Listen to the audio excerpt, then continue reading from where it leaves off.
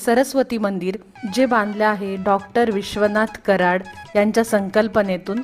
ते पुण्याच्या MIT कॉलेजचे प्रोफेसर आहेत, त्याचसोबत वारकरी संप्रदायाचे अनुयायी। बाहेर सुंदर अशी हनुमानाची मूर्ती आहे, दुसऱ्या बाजूला गणपतीची सुंदर मूर्ती आहे आणि मंदिराच्या आतमध्ये सरस्वती देवीसोबत विठ्ठल रखुमाईची मूर्ती आहे। सोबतच ज्ञानेश्वर महाराज आणि संत तुकाराम महाराज यांची देखील मूर्ती आहे। भारत चायना बॉर्डरला विठ्ठल रखुमाईचं ते रूप बघून मन एकदम प्रसन्न झालं।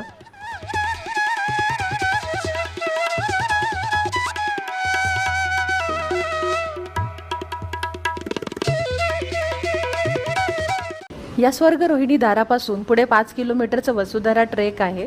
इथलं जे दुकान आहे त्यांना इथे पहिलं अंतिम दुकान म्हटलं जायचं, पण आता त्यांनाच प्रथम दुकान असं म्हटलं जातं। हे संपूर्ण गाव म्हणजेच एक अविस्मरणीय अनुभव आहे।